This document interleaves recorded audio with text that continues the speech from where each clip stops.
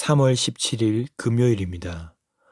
오늘 새벽 우리에게 주시는 하나님의 말씀은 사무엘상 13장 8절로 15절까지의 말씀입니다.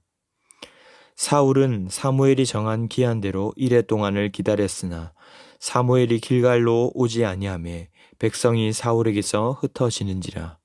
사울이 이르되 번제와 화목 제물을 이리로 가져오라 하여 번제를 드렸더니 번제 드리기를 마치자 사무엘이 온지라. 사울이 나가 맞으며 문안하매 사무엘이 이르되 왕이 행하신 것이 무엇이냐 하니 사울이 이르되 백성은 내게서 흩어지고 당신은 정한 날 안에 오지 아니하고 블레셋 사람은 mik마스에 모였음을 내가 보았으므로 이에 내가 이르기를 블레셋 사람들이 나를 치러 길갈로 내려오겠거늘 내가 여호와께 은혜를 간구하지 못하였다 하고 부득이하여 번제를 드렸나이다 하니라. 사무엘이 사울에게 이르되 왕이 망령되이 행하였도다. 왕이 왕의 하나님 여호와께서 왕에게 내리신 명령을 지키지 아니하였도다. 그리하였더라면 여호와께서 이스라엘 위에 왕의 나라를 영원히 세우셨을 것이오늘 지금은 왕의 나라가 길지 못할 것이라. 여호와께서 왕에게 명령하신 바를 왕이 지키지 아니하였으므로 여호와께서 그의 마음에 맞는 사람을 구하여 여호와께서 그를 그의 백성의 지도자로 삼으셨느니라 하고 사무엘이 일어나 길갈에서 떠나 베냐민 기브아로 올라가니라. 사울이 자기와 함께한 백성의 수를 세어보니 600명 가량이라. 아멘. 어제 왕위에 등극한 지 2년에 사울은 3,000명의 군사를 모집하여 그의 아들 요나단이 블레셋 수비대를 먼저 칩니다. 하지만 오히려 벌집을 건드린 격이 되어 이스라엘과 싸우고자 모인 블레셋의 병거와 마병 또 병사들의 숫자는 비교도 안 될 만큼 엄청나게 많았습니다. 하나님이 아닌 자신의 경험과 열정으로 싸우려 했던 이스라엘 백성들은 두려움을 느끼며 굴과 수풀과 바위 틈에 숨어서 떨게 된 것입니다. 하나님이 없는 전쟁은 결국 허수아비에 불과함을 살펴보았습니다. 오늘 이어지는 본문에서 사울은 사무엘이 정한 대로 이레를 기다립니다. 하지만 시간이 되었음에도 사무엘이 길갈에 나타나지 않자 백성들은 하나 둘씩 흩어지기 시작합니다. 8절에 사울은 사무엘이 정한 기한대로 이레 동안을 기다렸으나 사무엘이 길갈로 오지 아니하매 백성이 사울에게서 흩어지는지라. 그리고 이에 마음이 다급해진 사울은 해서는 안 될 실수를 범하게 됩니다. 바로 사무엘 대신 사울이 번제와 화목제물을 가져다가 제사를 드린 것입니다. 9절 사울이 이르되 번제와 화목제물을 이리로 가져오라 하여 번제를 드렸더니 그런데 이 번제를 드리자마자 사무엘이 도착을 합니다. 조금만 더 기다렸더라면 사무엘을 만날 수가 있었고 그가 조급해하는 동안에도 이 사무엘은 제사를 드리러 오고 있었을 것입니다. 사울이 문안 인사를 했지만 사무엘은 그를 책망합니다. 11절에 사무엘이 이르되 왕이 행하신 것이 무엇이냐 하니 사울이 이르되 백성은 내게서 흩어지고 당신은 정한 날 안에 오지 아니하고 블레셋 사람은 mik마스에 모였음을 내가 보았으므로. 사울은 자신이 한 행동보다 오히려 어려운 상황에서 사무엘이 좀 더 일찍 오지 못한 것에 대한 탓을 하고 있습니다. 그리고 12절에서는 변명을 합니다. 이에 내가 이르기를 내가 여호와께 은혜를 간구하지 못하였다 하고 부득이하여 번제를 드렸나이다 하니라.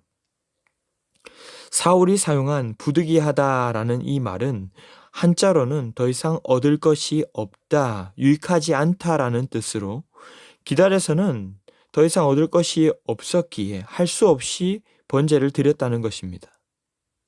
여기에는 자신이 무엇을 얻기 위함이 전제되어 있습니다.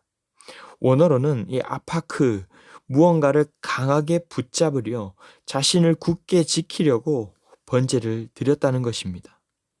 하지만 똑같은 상황을 두고 13절에서 사무엘은 사울에게 왕의 행동이 망령되다라고 말합니다.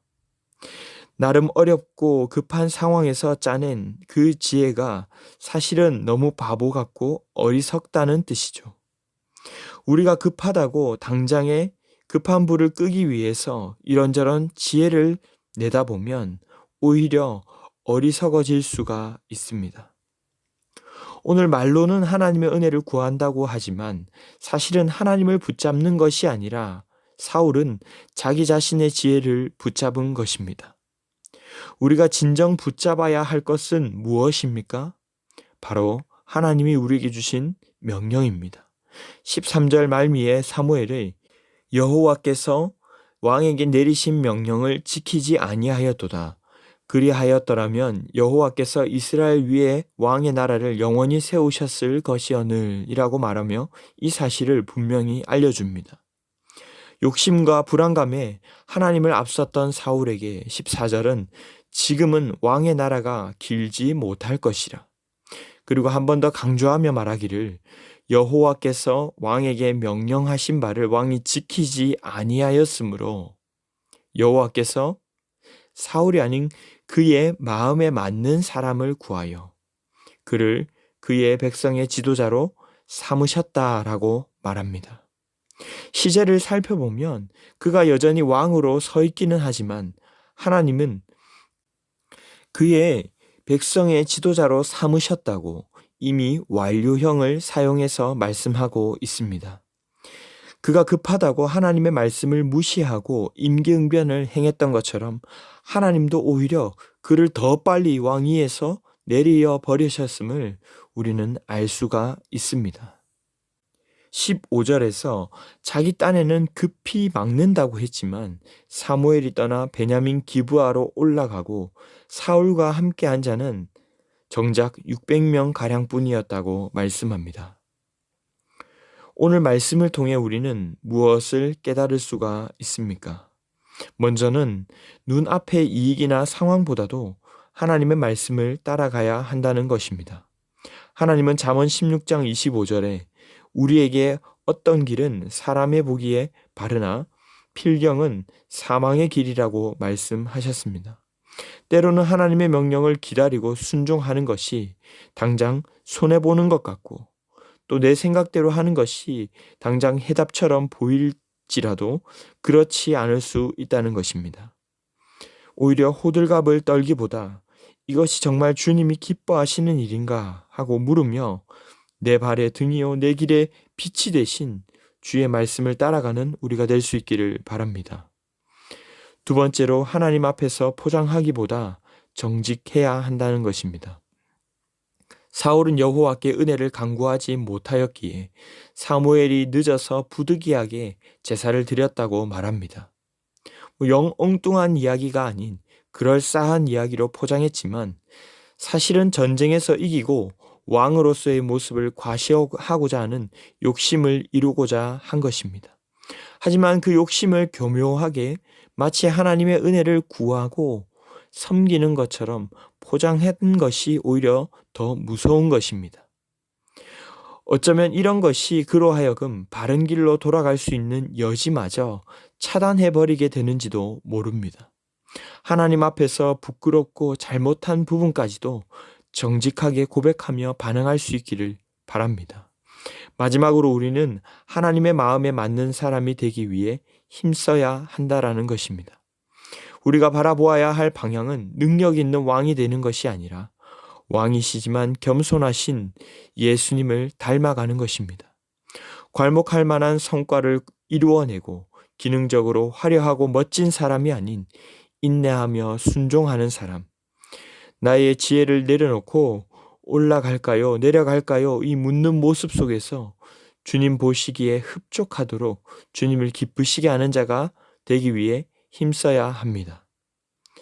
눈앞의 성과에 사로잡힌 사람과 그의 나라는 결코 오래 가지 못함을 기억하며 반면 그가 초라한 말재이건 목동이건 어려움을 감수하더라도 주의 뜻대로 순종하려고 하는 자, 하나님은 그런 자를 기뻐하시고 그를 통해 하나님의 나라를 이루어가는 줄 믿으시기를 바랍니다. 말씀을 맺겠습니다. 그렇다면 우리는 순간순간 무엇에 반응하며 무엇을 따라 움직이고 있습니까? 참 승리는 오직 주님과 함께하는 것 자체입니다. 나의 욕심을 이루려고 숨기고 포장하는 부분들을 내려놓고 내가 생각하는 방법들을 내려놓고 오직 주님의 뜻을 구할 수 있기를 바랍니다. 그리하여 하나님 마음에 맞는 하나님 나라를 이루어가는 예수님 닮은 제자들이 다 되시기를 주님의 이름으로 축원합니다. 기도하겠습니다. 사랑의 주님, 오늘 아침 어쩌면 사울을 통하여 우리의 모습을 발견하게 하시니 감사합니다. 어쩌면 사울처럼 제사를 드리고 주님께 기도하는 가운데에서도 그 속에서도 나를 향한 나의 제국을 세우기 위한 교묘한 욕심과 변명들이 숨어 있지는 않았는지 돌아보며 회개하기 원합니다. 주님의 은혜를 구하는 순간에도 겸손하고 정직하게 반응하게 하시고 주님의 마음에 합한 저희가 될 수 있도록 인도하여 주시옵소서. 눈앞에 닥쳐온 상황과 환경 속에서 조급해하기보다 주님의 뜻을 구하며 인내하며 끝까지 순종하는 믿음을 허락하여 주시옵소서. 주님께서 세우시며 또 주인 대신 몸된 교회 가운데에도 주님을 앞서기보다 대장 되신 예수님을 따라가는 교회가 되게 하여 주시옵소서. 예수님의 이름으로 기도하옵나이다. 아멘. 이 시간 함께 기도하실 때 주신 말씀을 붙들고 기도하시고 주간 기도 제목에 따라 모든 소그룹 모임을 위해서 기도하겠습니다. 개강 이후로 이루어지는 모든 다락방과 전도회와 여러 모임들마다 예수 안에서 한 가족과 같이 은혜를 나누는 모임 되게 하시고 우리 교회 안에 소외되는 영혼이 하나도 없는 사랑 많은 가정 같은 교회가 되도록 모든 소그룹 순장님들과 교회를 책임지고 섬기시는 장로님들을 위해서도 기도해 주시기 바랍니다. 함께 기도하겠습니다.